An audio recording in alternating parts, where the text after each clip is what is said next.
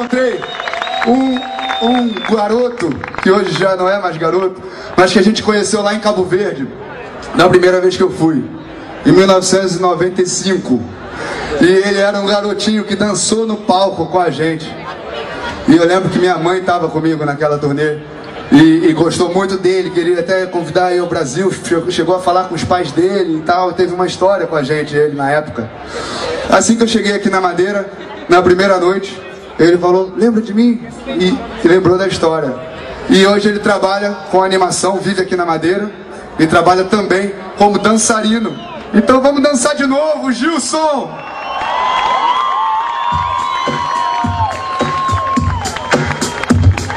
Muito bom, os reencontros da vida, vai!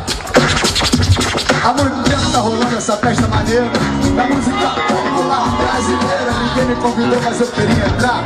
Peguei um 75 direto pra cá, pra festa da música do Piriguim, que tá rolando aqui na rua, tô no Galo de Ouvir. Todo mundo tá presente, não tem hora pra acabar. E muita gente ainda tá pra chegar na festa da música do Piriguim, que tá rolando aqui na rua, tô no Galo de Ouvir. Todo mundo tá presente, não tem hora pra acabar.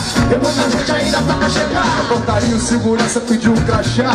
O Gilberto Gil, ele apenas sorriu, acompanhado por Caetano, Djavan, Petreu, Alba Moraes, Ação Valença. Comigo dá licença, abre essa porta, Câmara da Terra. Foi assim que eu penetrei com a galera da Madeira e de Cabo Verde, senti firmeza. Diz aí, Sandra de Sá, vai, Night a noite inteira. Olha o Edmore, tá soltando a geladeira. Quanta gata bonita e gostosa. Olha o Tiririca com uma nega cheirosa. Ué, cadê os críticos? Ninguém convidou? Barracos do baile, não é festa do cabide, mas o nem tirou a roupa.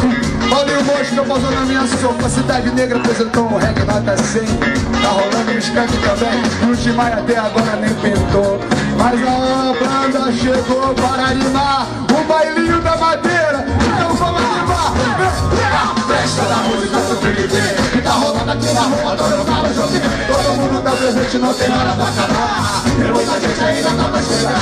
Festa da música do Piriguim, que tá rolando aqui na rua, tô no Galo de Ouvir. Todo mundo tá presente, não tem hora pra acabar. E muita gente ainda tá pra chegar.